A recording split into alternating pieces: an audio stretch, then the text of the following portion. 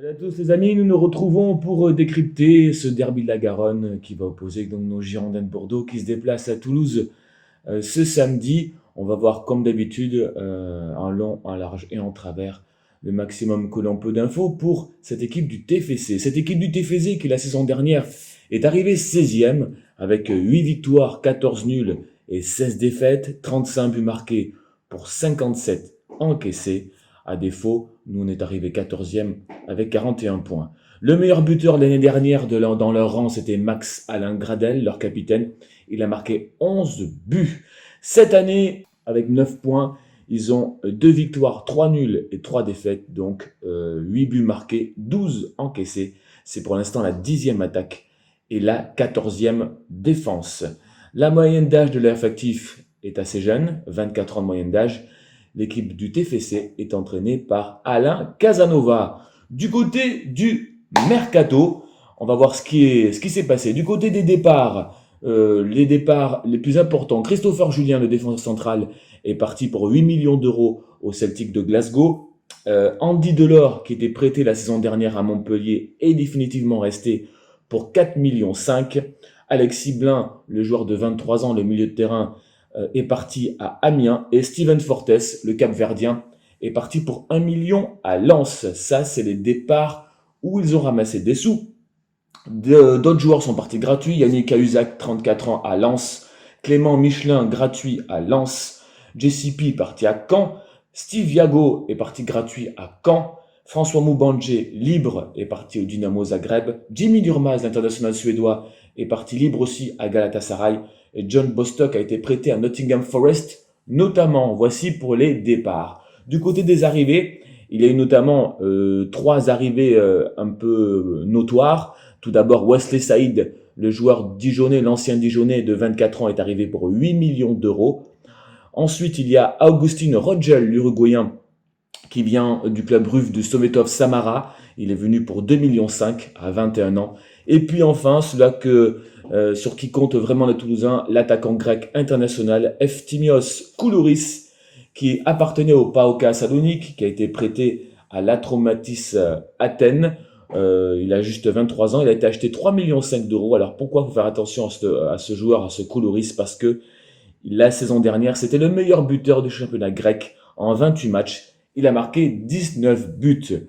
Les autres arrivés, prêté William Vainqueur est prêté par Antalya Sport. Il a 30 ans, il est expérimenté. Jean-Victor Makango, le jeune joueur de 21 ans, a été prêté par Nice. Et puis Nicolas Isimat Mirin, lui, 27 ans, prêté par Beşiktaş. Voilà pour les arrivées et les départs. Qu'ont-ils fait pour l'instant chez eux à domicile, les Toulousains? Ils ont rencontré d'abord Dijon, victoire 1-0, but de Makango.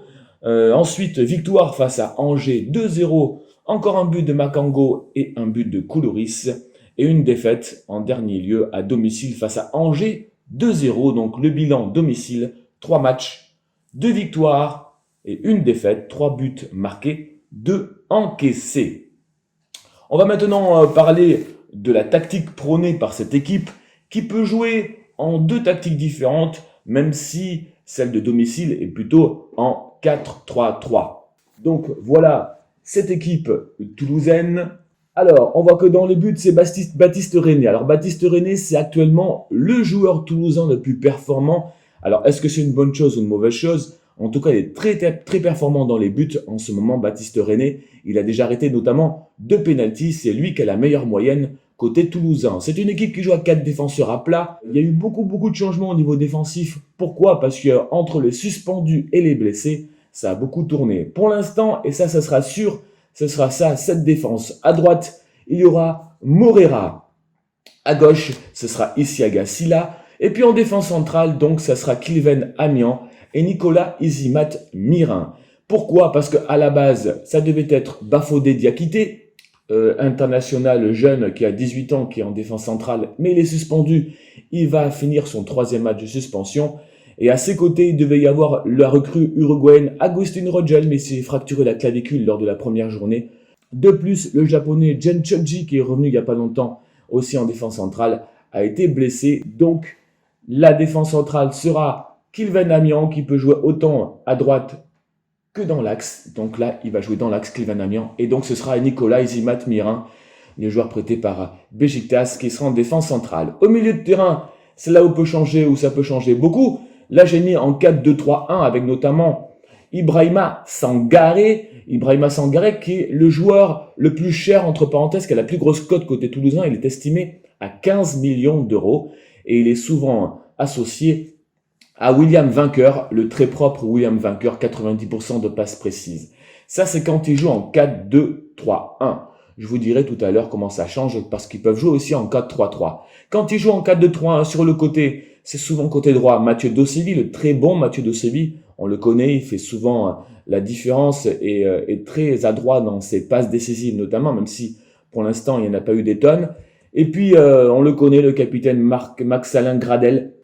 Dans l'axe en meneur de jeu, donc Jean-Victor Makango, qui vient de Nice, a déjà lui 2 buts à son actif. Et puis devant, donc, l'international grec Efthymios Koulouris, qui a déjà marqué 3 buts et une passe décisive. Voilà, ça c'est la composition quand ils jouent en 4-2-3-1. Mais quand ils sont à la maison, c'est vrai que le 4-3-3 est souvent appliqué avec notamment beaucoup de choses qui peuvent se faire. Sangaré peut être sur un côté avec Vainqueur dans l'axe. Il peut y avoir aussi Makango qui peut aller sur un côté pour jouer en 4-3-3. Voilà, ça peut arriver aussi avec donc du coup Gradel qui monte en 4-3-3 ici au niveau de Koulouris avec Dosevi. Ça peut être possible. Il peut être aussi la rentrée de Quentin Boigard, qui peut rentrer en 4-3-3 dans un milieu sur un côté, qui peut rentrer aussi sur une attaque de côté. Ça, c'est Quentin Boigard. Et il peut y avoir aussi la recrue qui vient de Dijon, effectivement, Wesley Saïd qui peut jouer autant sur un côté en milieu de terrain que autant en attaque sur un côté.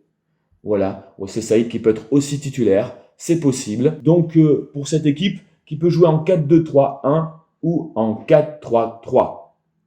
Leur point fort à cette équipe, c'est évidemment le secteur notamment offensif, avec cette paire de Dosevi, Gradel, Koulouris. Ça, c'est pas mal. Makango, qui a déjà marqué 2 buts, même s'il ne fait pas encore des matchs extraordinaires. Il est là, il est présent. On va voir s'il va jouer à ce poste-là ou sur un côté. Mais l'acteur de cette équipe, le principal acteur de cette équipe, c'est le secteur offensif. Donc ça, c'est une défense remaniée. Il va peut-être pouvoir en profiter. On ne sait pas, ça peut tourner un peu au vinaigre si ça part dans notre sens. Voilà, donc les blessés et les suspendus. Diakité, donc normalement titulaire en défense centrale, n'est pas là. Rogel, normalement titulaire en défense centrale, n'est pas là. Et Shoji, qui peut remplacer en défense centrale, n'est pas là. Et enfin, Corentin Jean, aussi, qui peut jouer attaquant comme milieu de terrain, est absent depuis un petit moment. Le bilan donc est pas si fameux que ça, notamment au niveau des championnats. Depuis 2013, en championnat, on a gagné qu'une seule fois. C'était avec Gourvenec, avec Malcolm, quand on a gagné 1-0. Ça sera un match particulier qui sera pas évident du tout. C'est un derby de la Garonne. Voilà les amis, merci de m'avoir suivi. J'espère que les Girondins vont faire un bon résultat là-bas avant la trêve internationale. Une autre chose que j'ai à vous dire, pour ceux qui vont me laisser un commentaire sur le chat, je vais vous donner un petit cadeau. Je vous dis pas ce que c'est, mais dès que j'ai vos commentaires, on prend contact et je vous enverrai des petits cadeaux très sympathiques, vous allez voir. Allez Bordeaux! Ciao les amis.